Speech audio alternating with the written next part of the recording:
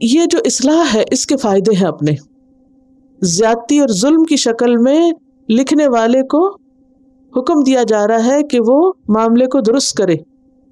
اس کے کیا فائدے؟ نمبر 1، وصیت کرنے والا گناہ سے نکل آئے گا. نمبر 2، وارثوں اور جس کے لیے وصیت کی جا رہی ہے ان کے درمیان دشمنی نہیں ہوگی.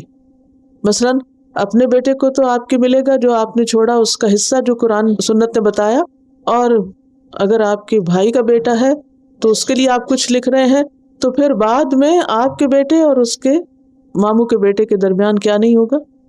دشمنی نہیں ہوگی.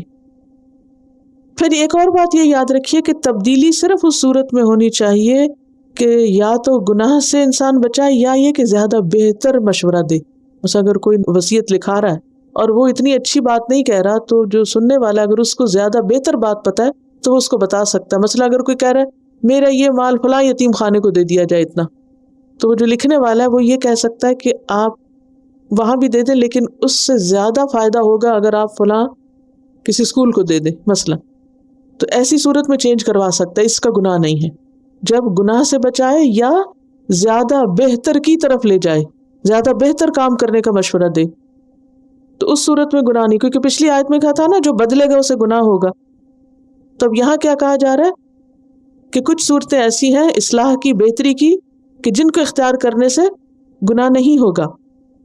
اچھا، اس سے ایک اور چیز عام روزمرہ زندگی کی بھی آپ سمجھ سکتے ہیں. مثلا اگر آپ کوئی نظر مانتے ہیں اور کسی خاص وجہ سے وہ پوری نہیں کر سکتے، مثلا آپ نے روزے کی نظر مانی کہ میں ہر مہینے ایک روزہ رکھوں گی، اب کیا ہوا؟ مشکل ہو گئی آپ کے لیے.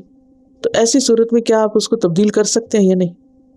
اب یہ کہ اگر آپ کی جان کو اندیشہ ہلاک ہونے کا تو آپ تبدیلی کر سکتے ہیں، کیونکہ یہ گناہ ہے اپنی جان کو ہلاک کرنا. اگر ڈاکٹر نے منع کر دیا آپ کو روزے سے، تو اس صورت میں پھر کیا ہوگا؟ اس کی بجائے آپ فدیہ دے کے اپنے روزے کا کفارہ کرا سکتے ہیں. تو یہ تبدیلی ہو جائے گی نا ایک حکم کے اندر. مثلا کسی نے کہا کہ میں ایک بھینس دوں گی اور بھینس آپ کے ملک میں ملتی نہیں، تو پھر آپ گائے دے دیں، تو یہ تبدیلی جو ہے یہ صورت میں جائز ہے. مثلا ایک شخص نے نظر مانی کہ اگر مکہ فتح ہو گیا تو میں بیت المقدس میں جا کے نماز پڑھوں گا. تو آپ صلی اللہ علیہ وسلم سے اس نے آ کے پوچھا، آپ نے فرمایا یہی پڑھ لو، کیونکہ مکہ کی نماز کیا ہے؟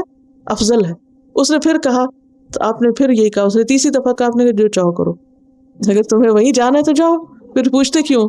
بعض لوگ ہوتے ہیں نا کہ وہ بیکار کے سوال کرتے ہیں، کرنا کرانے میں کچھ نہیں ہوتا، صرف سوال ہی کیے چلے جاتے ہیں. مثلا یہاں پر ایک ادارہ ہے، مثلا الہدا ہے، تو اس میں مختلف مدیں ہوتی ہیں کہ یہ مسجد کا حصہ ہے، یہ اسٹوڈنٹ کا حصہ ہے، یہ فلاں کا، یہ فلاں کا. اب اگر ایک شخص آتا ہے اور یہ کہتا ہے کہ یہ اسٹوڈنٹس پہ خرچ کر دیں، تو جو لینے والا ہے اگر اس کو یہ معلوم ہے کہ اس وقت اسٹوڈنٹس کے فنڈ میں پیسے ہیں لیکن مسجد کے نہیں ہیں، تو وہ اس کو بتا سکتا ہے کہ تم اس طرف دو. لیکن ایک دفعہ اگر اس نے دے دیے تو پھر لینے والے کی ذمہ داری ہوگی کہ جس کام کے لیے اس نے دیے اسی میں خرچ کرے. وہ اپنی مرضی سے اسے تبدیل نہیں کر سکتا. یہ بھی ایک طرح کی وصیت ہی ہے. وصیت اصل میں کیا ہے؟ دو معنی ہیں نا وصیت کے. ایک تو مرتے وقت کسی کو تاکید کرنا، اور دوسرا تاکیدی حکم، کسی کو تاکید کرنا کہ میرا یہ پیسہ یہاں لگا دیا جائے. تو پھر جو لینے والا ہے ذمہ داری لے رہا ہے، اس کا فرض بنتا ہے کہ وہ اس پیسے کو وہیں لگائے جس نام پر اس نے لیا ہے. اس کو چینج نہیں کر سکتے. مثلا آپ لوگوں سے یہ کہہ کے پیسہ لے لیں کہ جی ہم مسجد بنا رہے ہیں، یہاں پیسہ ڈالیں، اور پھر اس کے بعد اس پیسے کو اٹھا کے آپ کسی غریب کو دے دیں یا کسی اور کام لگا دیں. یہ نہیں ہو سکتا. اگر آپ کی مسجد سے بچ گیا کسی اور مسجد کو دے دیں، کیونکہ دینے والے کی نیت کیا تھی؟ وہ مسجد میں لگانا چاہتا ہے، اسے لگانے دیں. ہاں اگر آپ کو اس وقت پتا ہے کہ مسجد سے زیادہ کہیں اور ضرورت ہے، تو اس وقت اس کا مائنڈ چینج کر کے اسی سے پوچھے جو دینے والا ہے، اس کو بہتر کا مشورہ دیں.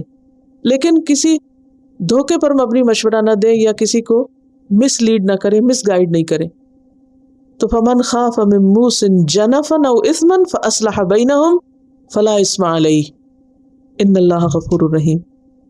بے شک اللہ غفور الرحیم ہے، اس لیے اس نے یہ احکامات بندوں کو سکھائے ہیں، یہ طریقے بتائے ہیں تاکہ وہ دنیا میں بھی اللہ کی رحمتوں سے معمور ہوں اور آخرت میں ان کے گناہ معاف کر دیے جائیں. فمن خاف من موص جنفا او اثما فاصلح بینہم فلا اثم علیہ ان اللہ غفور رحیم.